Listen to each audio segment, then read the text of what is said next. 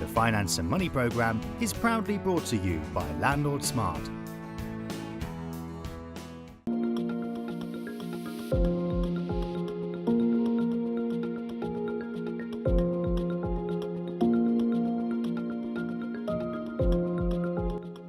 Welcome to the Money and Finance programme with me, Gemma Forte. We're here at the London Stock Exchange studios in the heart of the city for a unique programme where some of the country's leading experts from the world of finance and property are invited to share unreservedly their views about the industry. So I'm looking to finding out what today brings, so let me introduce my guests straight away. First up, we have Tony Gimple, Paul Mahoney and Pirigesh Sivanathan. Welcome, gentlemen. Great to see you all today. Now, in today's programme, we are going to be getting the views of our panellists on subjects which include whether and how far private landlords are in the Chancellor's line of fire, the importance, or perhaps not, of investment portfolio diversification, and property as a vehicle for wealth creation. But first, we are going right to the heart of how politics may or may not affect the tens of thousands of private landlords in the country. So we're specifically asking, will Brexit or politics generally, and should I maybe mention Jeremy Corbyn, make life harder for the UK's army of private landlords? So, Tony, I might start with you with this one. What do you think? There's a shortage of housing, an ageing population. Brexit will play out overall for the good. Either way, people are still going to need homes. Landlords, however, are a visible target for politicians of every colour.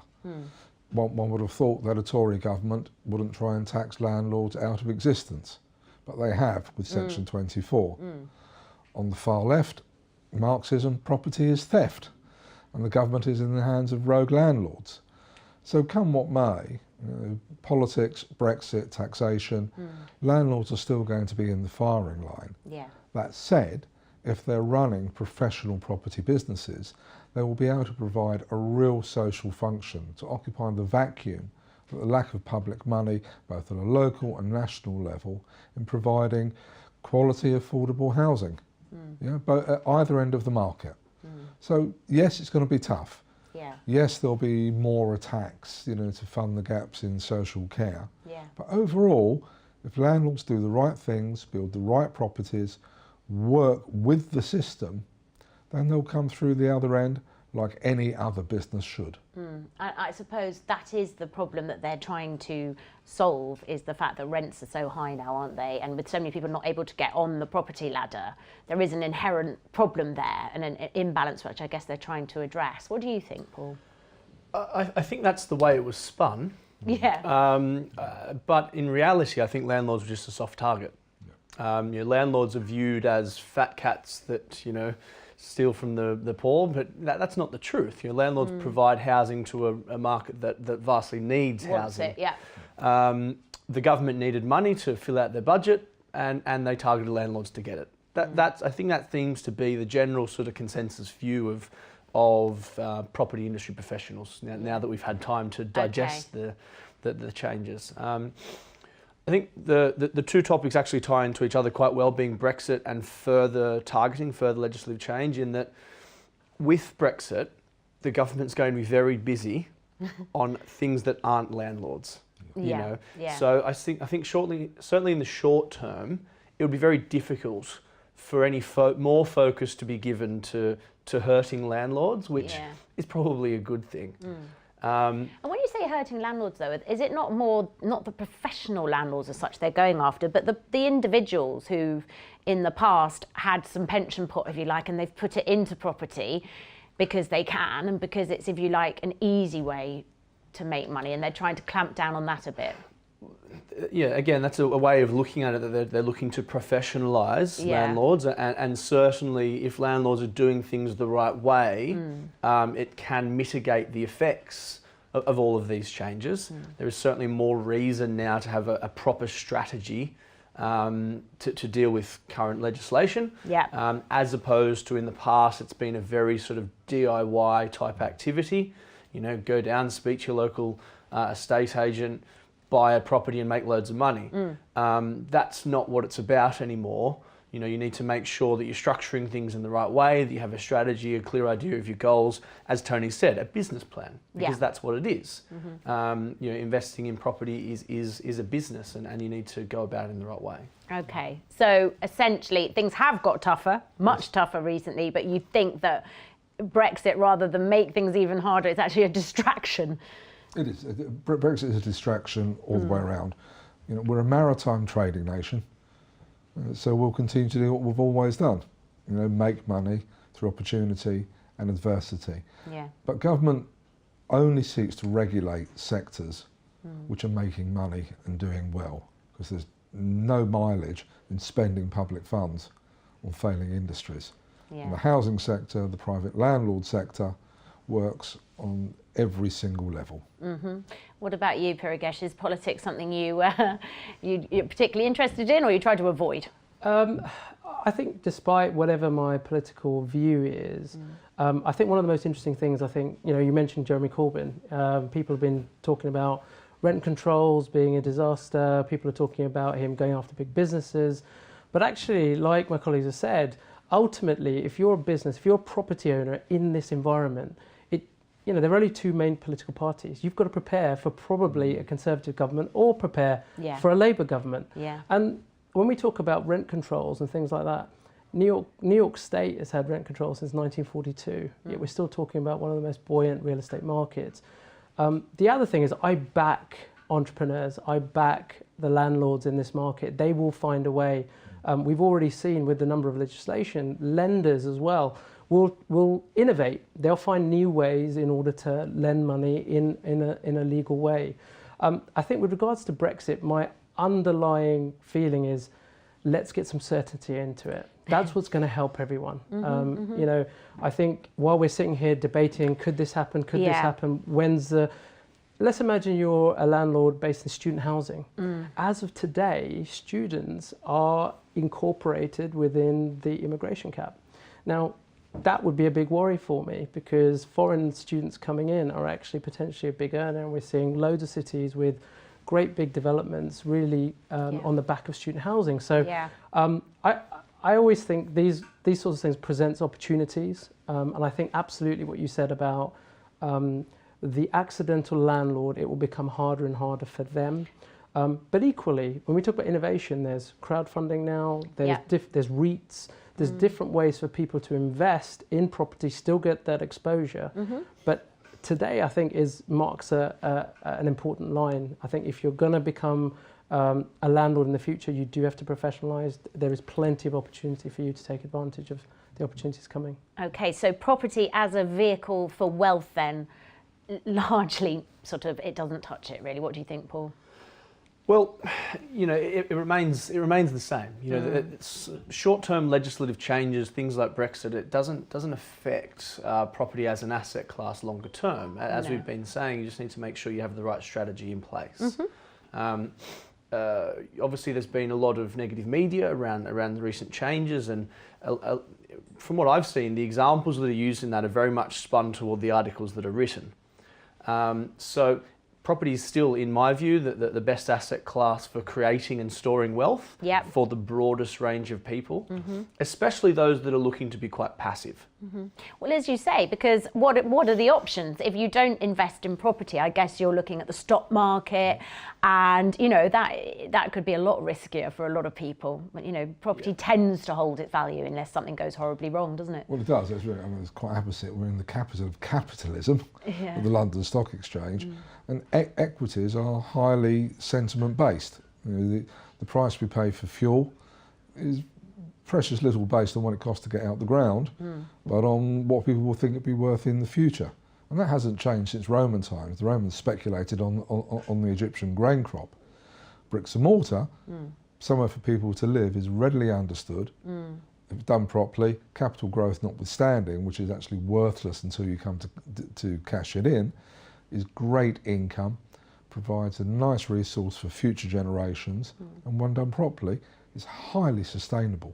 Yeah. Plus, in terms of sort of Europe as a whole, I think particularly us Brits, we see property as something that we really aspire to. You know, I know in Italy and other countries, the culture just isn't the same. There's not such kudos in sort of owning your own property. It's not necessarily something you expect, and people will rent for years and years and years. So maybe also just culturally, we're very sort of embedded towards wanting to have our own property. You know, Tony mentioned before, but the stability of property, that regardless of what's happening in the economy, people need somewhere to live. Yes. And in the UK, we have a massive undersupply in comparison to a growing demand. Yeah. We're building around half of the required yearly supply and have been doing so for over a decade. And whilst ever you've got a dynamic like that in the market, it's impossible to argue against prices continuing to increase over the mid to long term. It's obviously cyclical, but as a property investor, so long as you're buying in the right areas, even if the economy completely goes belly up, people still need to live, you know, in a house. They still need a roof over their heads. So you can have confidence in the right circumstances that your rent is sustainable. And prices don't really matter when you own property. You don't have a ticker on your letterbox. You can't really tell what the price is until it comes time to sell it or remortgage it. Yeah. So unless you need to sell at that, you know, very bad point in time, it doesn't really matter. It's a paper loss. So as a long-term investment asset, it works really well. Yeah, and I think we all know that things have cooled off a little bit in the capital, but actually maybe on a positive note, what recent legislation has meant is that the wealth is being distributed further, you know, into the rest of the UK. Well, yeah, you just have to look at things like HS2, Crossrail and so on. You know, compare yields to the North East, 14% pre-tax, not very much capital growth. London, 1.8%, 2%, but lots of capital growth historically. And income is easier to turn into capital sometimes than capital itself, and it does spread the wealth around the country. Yeah, and you mentioned before, you know, all the speculation around Brexit. Of course, we don't know exactly what's going to happen. Nobody does. It's still, I don't think the government know exactly how it's going to play out yet. Still trying to figure it out. So, but perhaps people now, we've gone through, at first when Brexit came out, everything sort of stopped, didn't it? People were waiting to find out, and now perhaps people just simply need to get on with their working lives. I think more than ever, what's really important when people talk about wealth, it means different things to different people. For some people, wealth means generating a certain cash flow going forward. For others, it is literally about having a bricks and mortar asset worth X million. And I think if people start with that, I think the next thing really is that, you know, something I'm sure my colleagues will agree is that property actually is really vast. There's loads of little niches within that. There's buying your own home, a home that you live in that will generate a little bit of wealth for you. But there's also investing.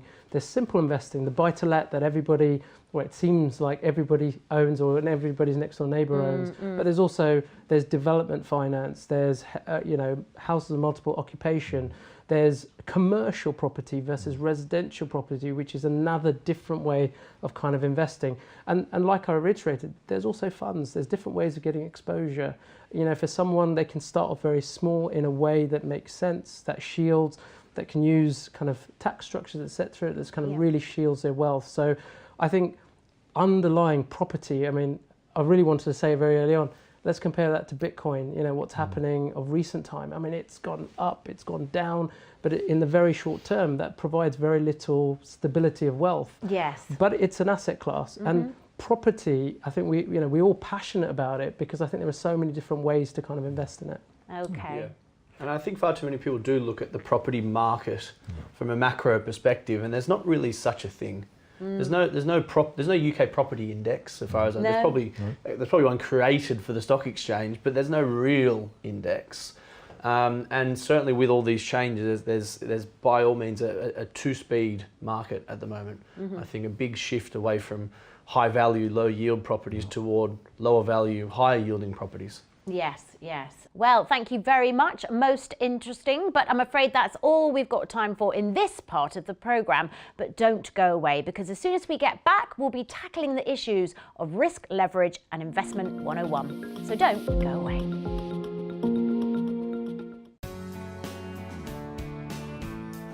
The Finance and Money programme is proudly brought to you by Landlord Smart.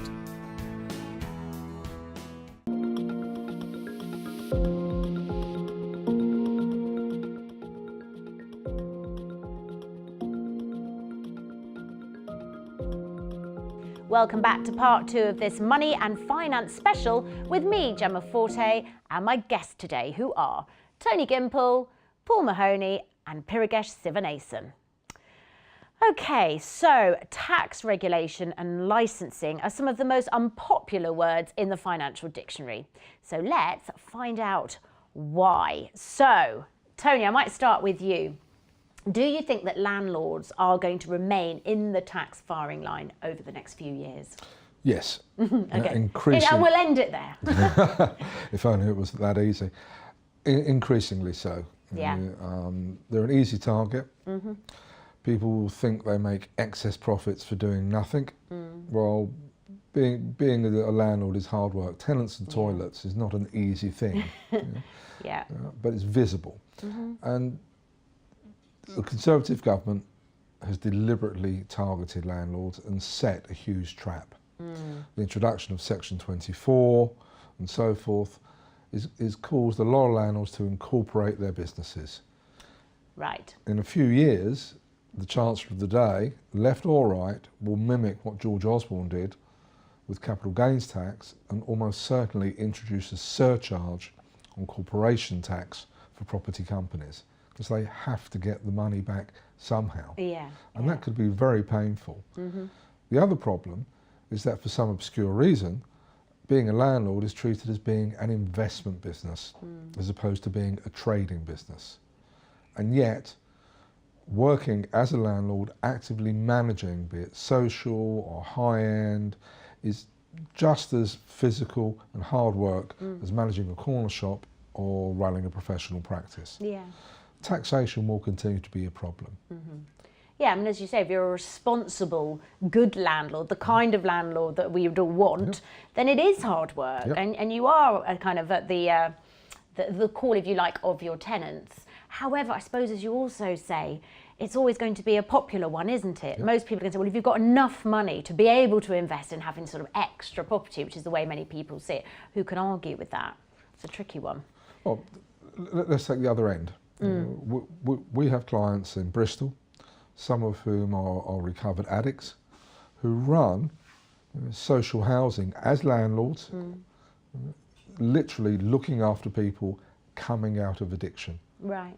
Are they investment landlords or are they working landlords? So would they have the same legislation applied to them? Okay. Exactly the same as somebody who's just made a killing on the stock market, decides to invest the profits and do nothing else. Yeah, that does seem very unfair. It is totally unfair. You know, running a property portfolio, actively running a property portfolio, is every much a trading business as any other kind of business. Yeah, and I suppose if you're looking at entrepreneurial spirit as well, it's almost like, you know, punishing people for doing well. Yes. I think it's important to keep in mind, though, that because a lot of people focus, especially at the moment, on tax, because there's been all these tax changes. You're only taxed when you're making money. There's an old saying, don't let the tax tail wag the investment dog. You know, focus on making money. Yes. Structure it the right way, and then aim to mitigate the tax. Yeah. You're never going to pay, as you say, more tax than you've you know made money. Well, that's right. So being scared out of doing something because of the tax you might have to pay isn't very logical in my view. Yeah, agreed. So obviously focus on what your goals, put in place a strategy that's most suitable for you, make the investments to fit that strategy, and put some tax strategies in place to sort of supplement that. But the main focus shouldn't be the tax that needs to be paid. Yes. And you are sort of, it's more individuals and the people you mentioned will suffer. I know there is an argument surely for just putting corporation tax up by 1%. Solve a lot of problems, wouldn't it? It's not so much how much tax we pay, it's what we get for it. Yes. If government were to hypothecate taxes, old Liberal Democrat policy, a penny on the pound in tax for education, we'd have a very different society. Yeah. Sadly though, all governments seem incapable of wanting to have a jam jar for a particular tax pot. Yeah. And they'd rather spend it behind the scenes. It funds the occasional war and so on. And of course also only 2 parties now as well, which is, it basically is a 2-horse race, isn't it? Which makes life quite interesting as well. It's never really been like that before. Right, Pirigesh, let's come to you and talk a little bit about regulation. What are the key differences between regulated and unregulated finance, and where can unregulated finance be of benefit to those seeking finance for property? So, for those guys at home, this is the bit where they probably start yawning They go, what? a lot. But really, for the consumer, the difference between unregulated and regulated is all about protection. Because an individual that perhaps doesn't do any finance or is not particularly educated in all the elements of finance, when they're going and buying their first home, we're talking, especially in the UK now, hundreds of thousands of pounds worth of debt that they might be taking on. And it's really important that they're protected, that the advice that they get when they take on that, both from the lender and or a broker that supports them, is right and fit. Yeah. It's also something that should be easy to explain. So there is a whole industry around this. Your high street banks typically are regulated and, well, are regulated, not typically are regulated, and also the broker that supports that. Now, the unregulated space, initially you could be thinking, okay, that sounds like the Wild West, and it isn't, but the main difference is that there is the assumption that someone who invests for business, someone who invests actually, does have a little bit of knowledge. So what that does, it provides a little bit of space and a gap for the lender to assume a certain level of understanding, and therefore can concentrate in perhaps in being a little bit more innovative in the actual financial product. Okay. So when you say, how can an unregulated product help me? Well, if I was going to invest in a business and that business depended on a set of projections that I decided would be likely based on a business plan, now to some degree the lender can look at it, it has to be comfortable, but it doesn't need to kind of walk you through your own business plan, whereas if it was regulated it would. Yeah. An interesting area very recently where the two are sort of overlapped is consumer buy-to-let. Okay. So this is where you have your accidental landlord who suddenly finds himself renting out a property, maybe gets quite leveraged. What I mean by leverage is that they get maybe 85% loan to value on their debt. Are they thinking about the way interest rates will affect their ability to make their interest payments? None of that is linked to someone being employed by their employer and being able to pay off their mortgage. It's slightly different. Yeah. And so that's where the government, the FCA, came and said, actually, we feel we need to protect these accidental landlords and provide a little bit more regulation. Now, the types of financial products you can get in the unregulated space is simply much wider. But there is an assumption that the people who take on those products understand them. Okay. So limited companies say, if you're just incorporating your buy-to-let portfolio and now become a limited company, potentially you're borrowing money in the unregulated space and losing the kind of consumer protection you would as the accidental individual landlord, even with a similar sized portfolio. Absolutely. So in that case, it's a really good example where you could say nothing's really changed. Should they continue to be protected? Should they really have access to the type of products that an unregulated space does, etc.? I mean, regulation is a very difficult thing, and there's always got to be a boundary somewhere. Yeah. Certainly what Tony describes is where the line probably is drawn. Okay. In saying that though, that level of regulation does apply in the same way to somebody who's investing as an individual, Yes. intentionally, Yes. as opposed to accidentally. Yes. Something I think is quite interesting at the moment with all these changes with regards to how lenders need to look at serviceability of mortgages and things, which is the regulated space, but does apply to the unregulated space as well, through depending on which lender you are.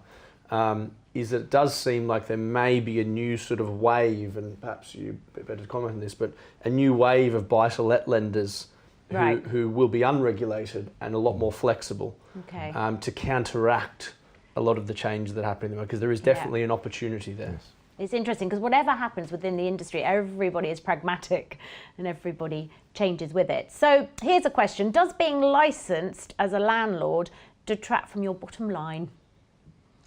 If you read some of the comments, you'd think the answer would be yes. Right. And where there's rampant disregard for what licensing means, it well could. Okay. However, well-regulated, well-run, sustainable properties, licensed, Yeah. will add value across the board. Okay. Because there is a definite market out there Yeah. for people who want to rent high quality, safe, secure, good place to raise the kids and live housing. And only licensing can achieve that. Okay. It all comes down to the enforcement. Like Yeah. any form of regulation and compliance, Yes. outcome based, Yeah. it depends how well it's being enforced. What we have seen is poor landlords are running away from licensing. Good quality landlords are making the investment now. Higher rents, longer term tenants, greater capital values. So once it comes in across the board to an agreed standard, it's done because it should be, not just because it can, Yeah. then licensing will start to add Yeah. to the bottom line, but not overnight. Okay. I think sort of what's becoming more and more clear is that professional advice is the key to investing at the moment. More than ever, it's not something you can navigate so easily as an individual if it's not your professional career, definitely. And I agree with what Tony said there. It is about the actual implementation of why you need a license, Yeah. not just for local councils to collect a few hundred quid from you. Right. Because it does, with the licensing the way it is at the moment, and it's very sort of hodgepodge all over the place, it does seem in some cases it's literally just about collecting a few hundred quid from landlords. Yeah. Whereas if it's put in place to make sure the landlords are actually doing the right thing and they're offering safe places to live for the tenants and that sort of thing, that's obviously where it adds value. Okay, excellent. Well, we're going to have to leave that part there, but we will be coming back after another quick pause. And in that part, we should be looking at how important portfolio balance and diversification is for landlords. So we'll see you after the break.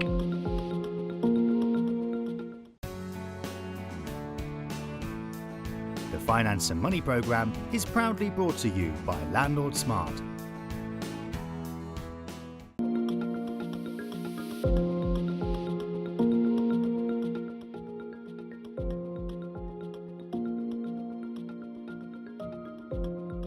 Welcome back to this Money and Finance special with me, Gemma Forte, and my guests today, who are Tony Gimple, Paul Mahoney and Pirigesh Sivanathan.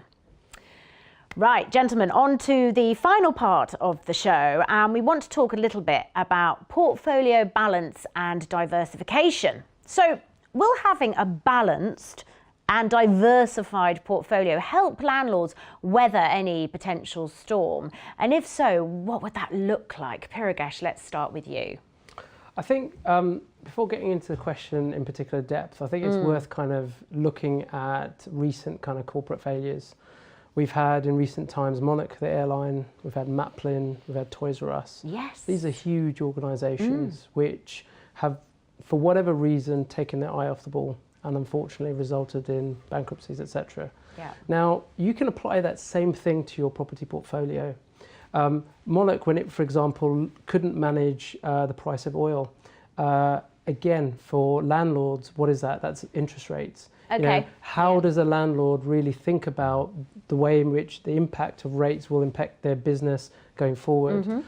Equally, Monarch had a situation where terrorism, something that you just wouldn't ordinarily think hit. Well, you wouldn't have done so many years ago necessarily, exactly, yeah. but certainly impact some of their most profitable routes. Now, that's scenario planning. That's thinking, what if an extreme leftist government came in? So it's like risk strategy. It's a risk strategy, and it's really starting to. So once you start to interplay all of those, then you can start to see, is my property portfolio balanced? Because once you run it through those scenarios, if, for example, you've got all your property in central London and they're all buy-to-lets, for example, what does that now look like if there's an issue in central London, or if licensing happens in London in a way that you don't expect? Yeah, right, okay. What if, so now you can start thinking geographically.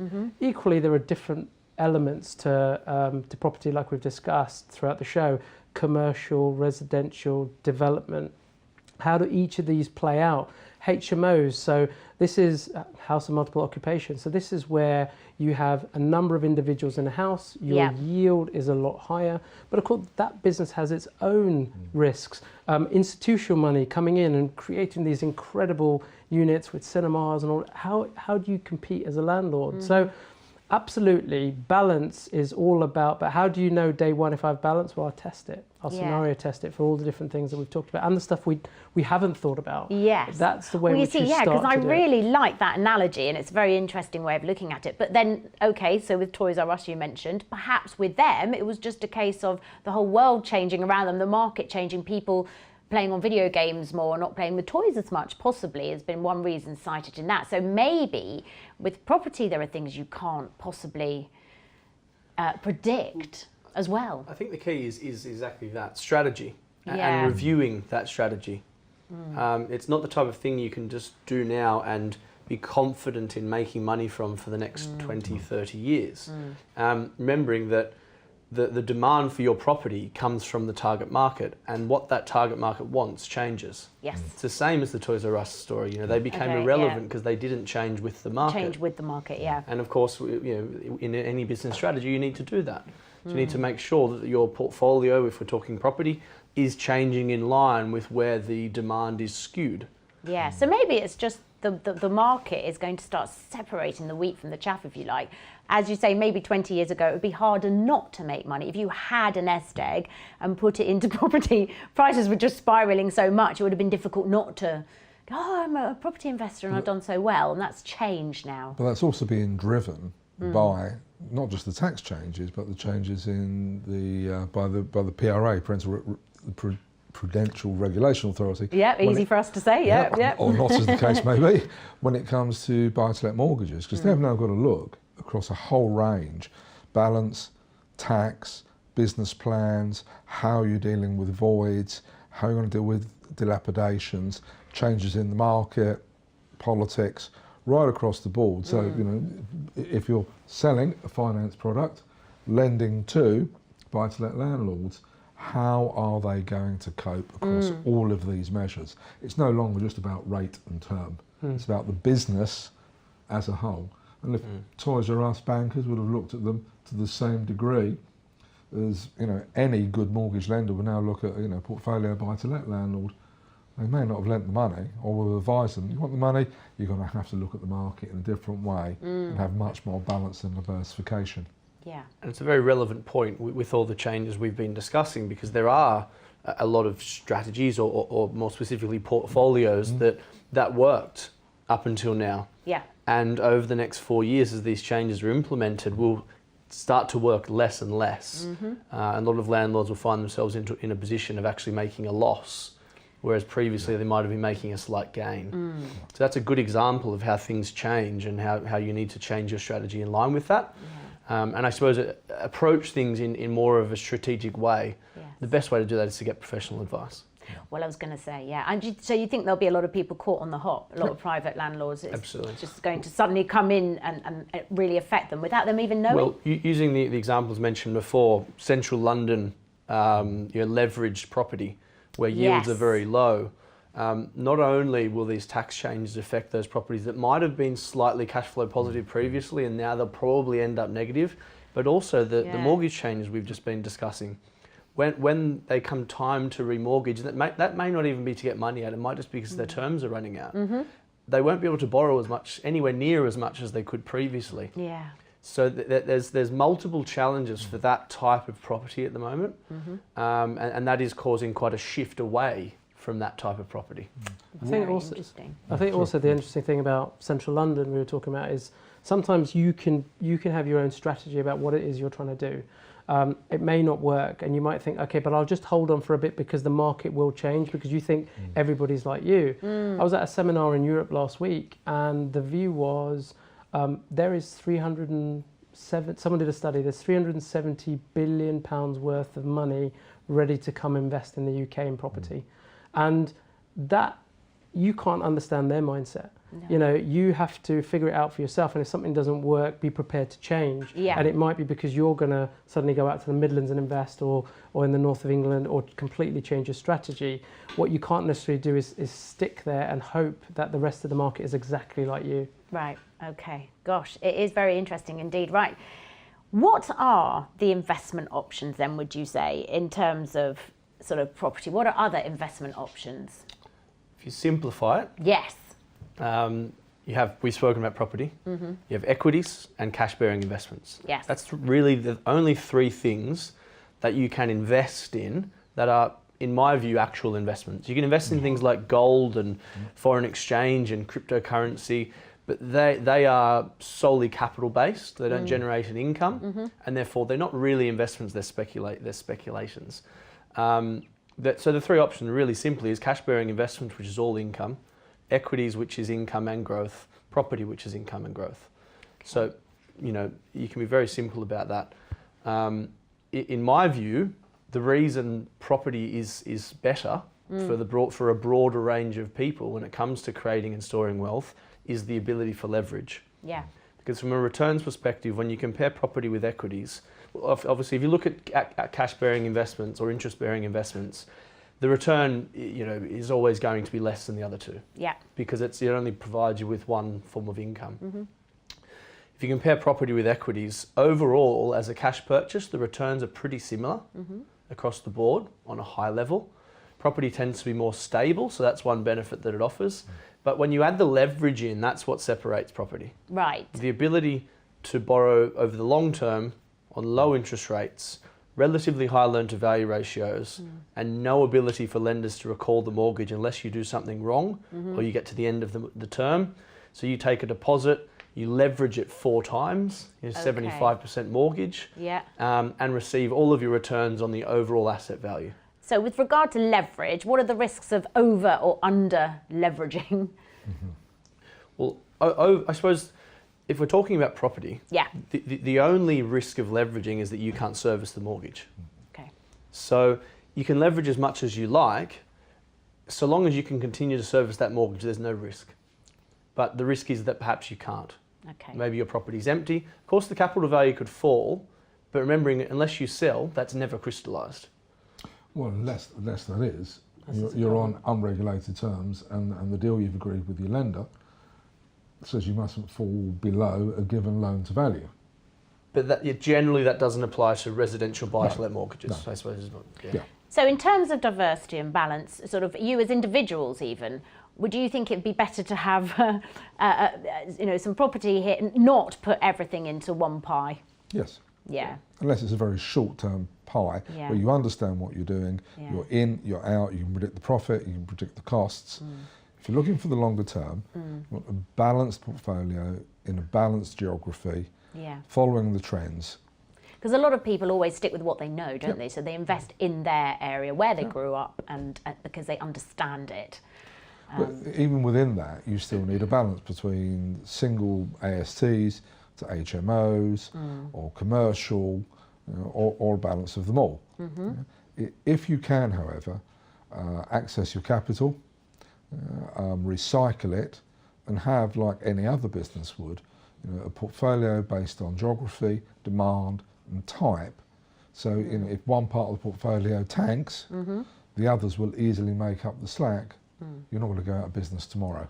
Okay. I think, attached to that, I'm sure there's a lot of people at home going, oh, balanced, boring, balanced, But actually, if you want sky-high returns, the problem is the probability of it actually coming off is low.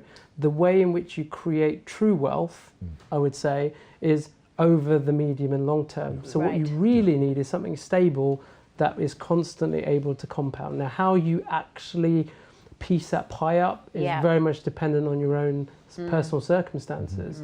But it's boring, but that is the way true wealth is created. Slow and steady wins the race. I think so. But it's not static either. Yeah. On that same point, it's very important to understand what types of we've spoken about diversification in property, and you can diversify vastly across different types of returns and different values, geographical areas, etc. But it's important to understand what types of returns are most suitable for you and your stage of life, where you're at. Yes. Because somebody that's very wealthy and is just looking to store their wealth and generate income has a very different criteria to somebody who's looking to create wealth. Yes, absolutely. And I guess when all is said and done, it is all about those things, but it's also always a little bit of luck sometimes, because perhaps somebody that invested in Manchester how many years ago, now things are moving away from London a little bit, and suddenly that investment is even better. One of our most successful clients with well in excess of 300 properties and rich beyond the dreams of avarice, one day turned left out of the station as opposed to turn right. He saw a property and thought, that can't be as cheap as that, and it was, and he bought it, and 30 years later, completely and utterly independently wealthy. So that's how he began. Yeah, purely chance. Yeah. Nothing more. And Although, so yes, absolutely, and yet he was opportunistic enough to go Correct. for it, and dynamic enough to take the risk. And, Correct. Yeah, but yes, exactly. Well, I think it's been absolutely fascinating, and thank you so much to all of you for joining us here on this Money and Finance special. And sadly, that is all we've got time for today. But please join us next time when industry experts will be sharing their views, tackling other topics within the world of money and finance. So thank you so much to Tony Gimple, Paul Mahoney and Pirigesh Sivanesan. That's all from me, Gemma Forte. I'll see you next time.